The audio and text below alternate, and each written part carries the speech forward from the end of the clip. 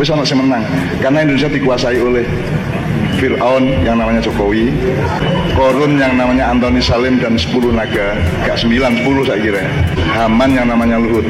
Nah, ya. Jadi negara kita.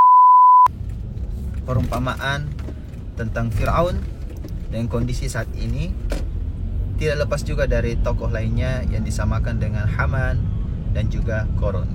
Bagaimana respon saya? Simak khutbah Jumat saya, dan insya Allah kita akan mendapatkan pelajaran dari 4 tokoh yang hidup di zaman Nabi Musa alaihissalam. Salah satu metode belajar adalah belajar dari orang. Orang bijak akan belajar dari pengalaman dan kesalahan dirinya di masa lampau. Sedangkan orang yang cerdas adalah orang yang belajar dari pengalaman dan kesalahan orang lain. Kita akan belajar bagaimana di dalam Quran diceritakan orang-orang tokoh-tokoh yang ada di masa lampau. Sejarah telah mencatatkannya. Dan ada sebuah fenomena yang menarik. Ada 4 tokoh lawan 2 tokoh, di mana berada di tengah-tengah kaum Bani Israel. 4 tokoh ini tokohnya jahat, sedangkan 2 tokohnya tokoh yang baik. 4 tokoh ini adalah sosok-sosok yang kita sering dengar namanya, dan ini tidak pernah kita luput di setiap khutbah, di setiap ceramah, di setiap sosmed yang kita scrolling, pasti ketemu nama-nama mereka ini. Yang pertama, Fir'aun. Fir'aun ini ternyata disebutkan di dalam Quran itu cukup banyak, kurang lebih 74 kali, dan itu berada di 27 surah di dalam Quran. Lalu tokoh yang kedua ada sosok Haman. Haman ini disebutkan di dalam Quran sebanyak 6 kali. Salah satunya ada dalam surah Qasas, ayat yang ke-6 dan ayat yang ke-8. Tokoh yang ketiga adalah tokoh yang bernama Korun. Ini disebutkan di dalam Quran itu sampai 4 kali. Dan ada satu tokoh yang Allah tidak mau sebutkan di dalam Quran, tapi disebut dalam bentuk perumpamaan seekor anjing. Namanya adalah Bal'am. Dan dia disebutkan di dalam surah Al-A'raf ayat yang ke-175 hingga 176. 4 tokoh jahat melawan 2 tokoh yang baik. Pasti kita tahu siapa tokoh pahlawannya di sini. Dialah Nabi Musa alaihissalam dan juga Nabi Harun alaihissalam. Kalau kita cari tahu bagaimana sosok Fir'aun, dia adalah sosok raja. Tapi disebutkan di dalam Quran dia adalah sosok raja yang sombong, zalim, sombong, menganggap dirinya Tuhan. Naudzubillah. Kalau kita mengenal sosok Korun ini adalah sosok seorang yang kaya raya, tapi dia sombong dengan kekayaannya. Lalu ada sosok Haman, orang yang cerdik, penasehat sang Fir'aun, dan dia yang diminta oleh Fir'aun untuk membangunkan sebuah gedung yang amat tinggi supaya bisa melihat Allah di atas langit. Saking cerdasnya Haman memberikan nasihatnya begitu banyak kepada Fir'aun. Lalu sosok yang keempat adalah Bal'am bin Baurah. Kalau kita belum pernah dengar, maka saya perjelas bahwa dia adalah sosok ulama Dia ulama yang pernah mendapatkan ayat-ayat Allah, yang dimana Allah akan meninggikan derajatnya sekiranya dia tidak mengingkari ayat-ayat Allah yang telah diberikan kepadanya. Dan akhirnya Bal'am bin Baurah ini dijatuhkan derajatnya oleh Allah Subhanahu wa ta'ala. Tokoh jahat. Nah, apa pelajaran bisa kita dapat dari Fir'aun? Kalau kita mau membandingkan, Fir'aun ini sosok raja, dan ternyata di dalam Quran juga ada sosok raja yang disebutkan di dalam Quran, yakni Sulaiman alaihissalam. Fir'aun versus Sulaiman ini adalah 2 tokoh, tapi perbedaannya Fir'aun ini tokoh, raja yang sombong, sedangkan Sulaiman adalah raja yang bersyukur. Perbedaannya di mana? Sulaiman ini diberikan kerajaan dunia, bisa mengendalikan seluruh yang ada di dunia. Makhluk-makhluk Allah itu diperintahkan oleh Allah atas izinnya untuk takluk tunduk terhadap perintah Nabi Sulaiman. Awan dengan mudahnya untuk membawa Sulaiman untuk berterbangan dimanapun. Kalau sekarang kan canggih, ada pesawat. Sulaiman bisa mendengar makhluk yang paling kita sepelekan. Kalau kita melihat saat ini rakyat kecil lah bahasanya. Siapa rakyat yang paling kecil di era Nabi Sulaiman? Dialah semut dan seluruh kaumnya. Dan bayangkan pada saat Sulaiman berkendara dengan bala tentara dan pengikutnya dan seluruh rakyatnya, itu ternyata semut memerintahkan berhenti. Sulaiman dan seluruh orang-orang yang mengikutinya akan menginjak-injak kita. Sulaiman pun mendengarkannya dan memerintahkan seluruh orang-orang yang berkendara untuk berhenti. Subhanallah. Mendengar rakyat terkecil, inilah sebut-sebut kehidupan. Jadi kita tidak boleh menganggap sepele dari sosok Sulaiman saja.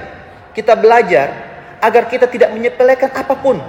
Kadang kita ketika berkenalan atau belum kenal orang sebelumnya yang menjumpai kita, tamu yang datang, atau kita berkunjung di sebuah kota, lalu kita menjumpai orang baru, hati-hati. Terkadang ada sifat kesombongan terhadap diri kita bahwa karena kita tidak mengenalnya, akhirnya ada kesombongan kecil di dalam hati kita untuk menganggap enteng orang ini. Ini bahaya. Sebagaimana kisah yang lebih jauh lebih lama daripada Fir'aun, kisahnya Nabi Sulaiman, yakni iblis. Orang yang paling taat beribadah saja, kurang lebih puluhan ribu tahun menyembah Allah Subhanahu wa taala, ternyata karena kesombongannya terhadap hamba Allah yang lain, yakni seorang manusia Adam, ternyata Allah keluarkan dia di dalam surga. Karena hanya kesombongan. Dia tidak mau bersujud kepada Adam. Ya, karena perintah Allah untuk memerintahkan kepada iblis untuk bukan menyembah, bersujud saja, bukan menyembah, hanya bersujud saja. Perintah Allah, tapi ternyata iblis tidak mau. Tapi ini ada yang aneh. Iblis itu hanya tidak mau bersujud kepada makhluk lain, tapi dia tetap bersujud kepada Allah. Lah kita ini lebih parah bahaya. Naudzubillah, bahaya. Perhatikanlah orang-orang yang enggan bersujud kepada Allah. Sedangkan Allah memerintahkan iblis bersujud kepada Adam, sedangkan iblis tetap bersujud kepada Allah. Lah kita ini diperintahkan oleh Allah untuk bagaimana kita kepada sesama berbuat baik, tapi enggan bersujud kepada Allah. Naudzubillah. Terlalu baik kepada manusia tapi lupa untuk bersujud kepada Allah. Ini pelajaran dari sosok tokoh rajanya. Lalu bagaimana dengan tokoh yang kedua, sosok Qarun? Qarun memiliki harta. Kalau dijelaskan dalam sejarah, wah, subhanallah. Ternyata Qarun ini berangkasnya, gudang hartanya itu kuncinya saja harus dibawa oleh banyak algojonya.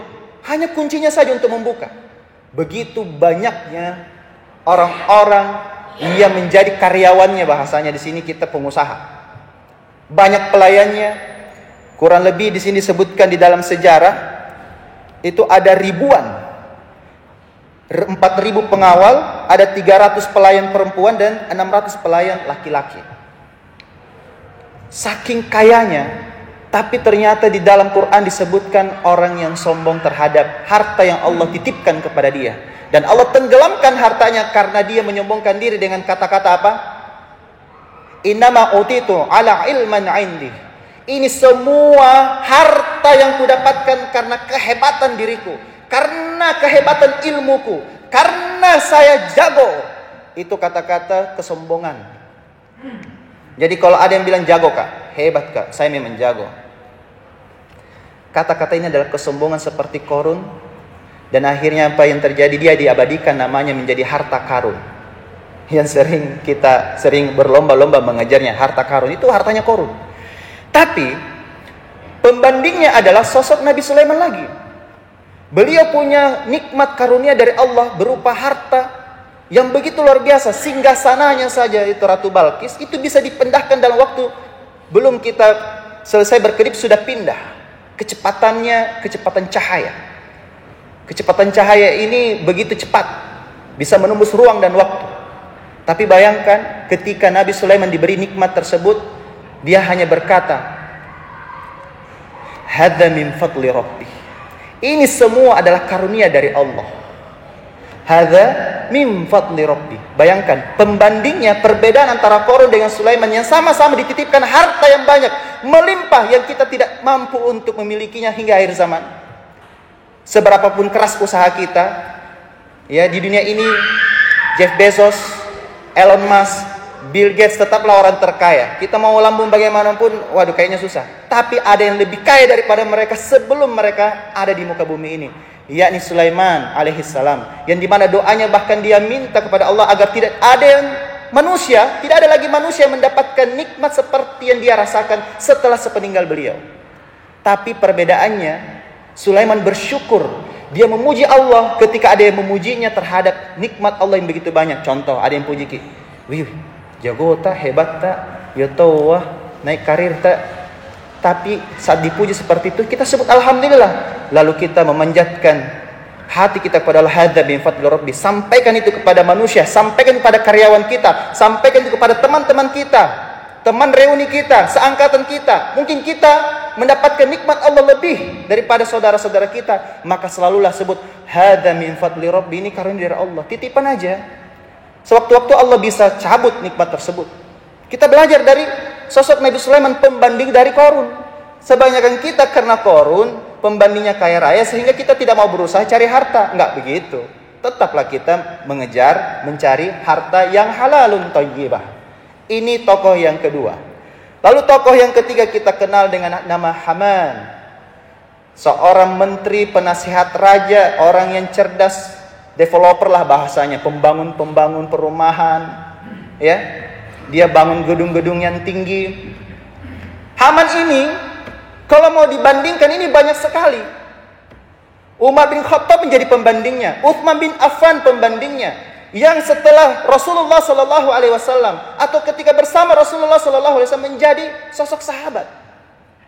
Jadi jangan jadikan pembanding Haman dengan orang yang lebih buruk daripada dia, tapi bandingkanlah dia dengan sosok yang lebih mulia daripada dia. Ini tokoh Haman ini begitu cerdik sekali.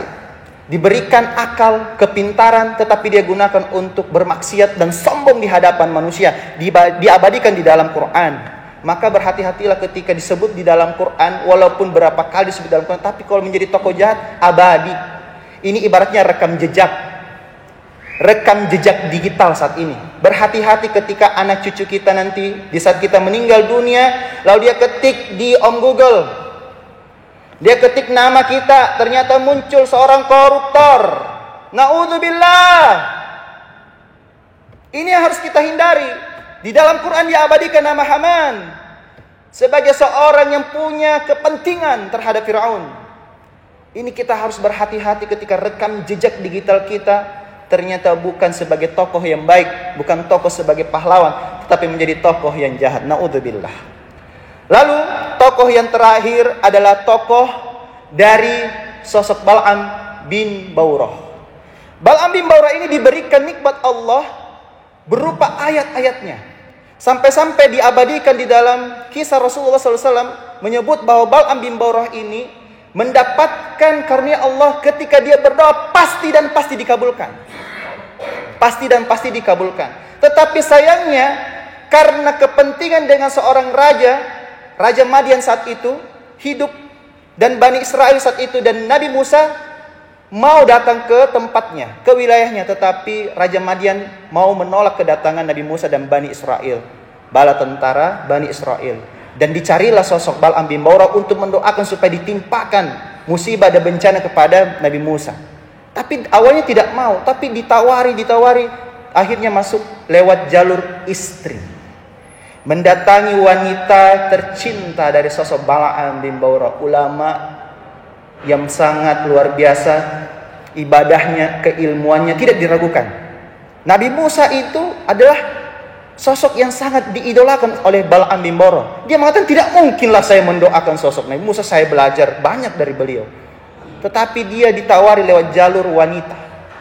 Istrinya ditawari dengan make up, salon, diberikan harta miliaran. Dan ketika Bal'am bin Baro pulang, apa yang terjadi? Tergodalah sosok Bal'am karena digoda oleh istrinya supaya mengikuti permintaan dari Raja Madian. Dan akhirnya takluklah hati sosok Bal'am karena jalur wanita. Mungkin kita tidak akan jatuh karena harta, kita tidak akan jatuh dengan tahta, tetapi kita bisa jatuh dari jalur wanita. Ini yang perlu kita hati-hati dengan skandal wanita. Dan apa yang terjadi? Ternyata Allah Subhanahu wa taala menjatuhkan derajat Bal'am bin Baro ketika dia sudah terlibat dalam konspirasi untuk menjatuhkan, untuk tertimpa musibah kepada Nabi Musa, tetapi Allah mencegah itu terjadi. Dari kisah-kisah ini, tokoh-tokoh ini, dari tokoh jahatnya, tentu kita mau cari siapa tokoh baiknya. Mari kita langsung singgung bagaimana rahasia sukses dari sosok Nabi Musa alaihissalam dan Nabi Harun, sosok saudaranya. Hanya 3 saja rahasianya kenapa takluk semua 4 tokoh yang luar biasa di zaman beliau. Ternyata 3 rahasianya ini begitu abadi di dalam Quran dan hadis Rasulullah Sallallahu Alaihi Wasallam. Ringkasnya, mari kita belajar apa yang dimiliki sosok Nabi Musa.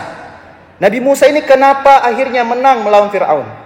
Karena beliau memiliki rahasia berjiwa besar, berlapang dada. Ketika Allah perintahkan di dalam surat Toha ayat 24, "Idhhaba ila fir'auna innahu tagha."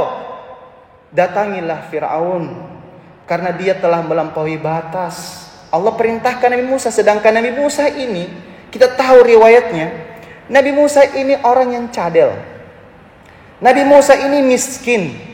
Diperintahkan Allah mendatangi orang yang kuat pengaruhnya, punya harta yang banyak, tahtanya luar biasa, Fir'aun. Secara match kalau dipertandingkan ini tidak akan mungkin, tidak akan bisa menang secara logika. Tetapi Allah perintahkan, sami'na wa ata'na.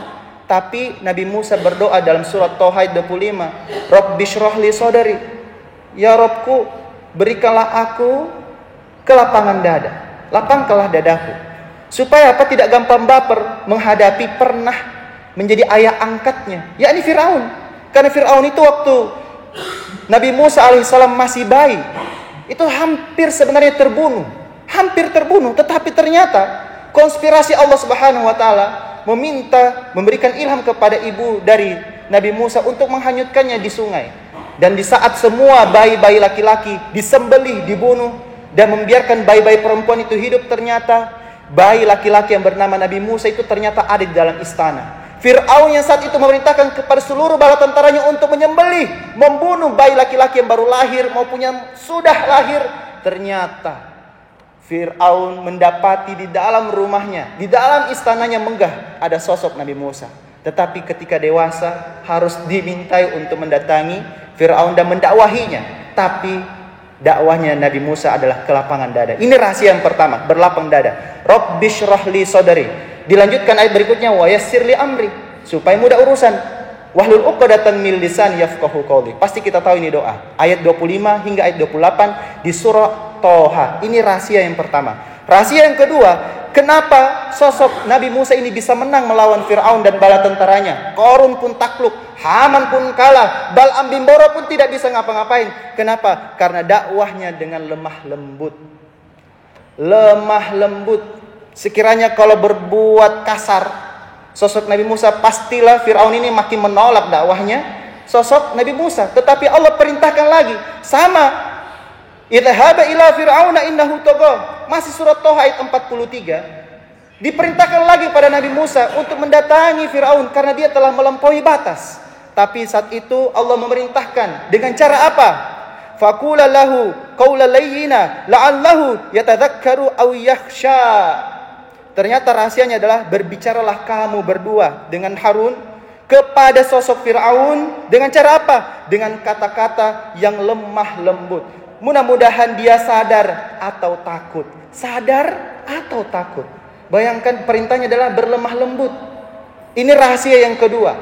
Nah, lalu apa rahasia yang ketiga, rahasia yang terakhir? Sosok Nabi Musa dan pengikutnya, ternyata rahasia yang ketiga adalah tawakal. Berserah diri kepada Allah ketika dikejar Fir'aun dan bala tentaranya di apik ya antara Laut Merah dan kejaran Fir'aun dan bala tentara. Kira-kira bagaimana rasanya kalau kita sudah terhimpit, kita tidak bisa kemana-mana lagi. Ternyata rahasianya sosok Nabi Musa berdoa. Dia berkata awalnya apa? Qala kalla inna ma'iya rabbi sayahdin.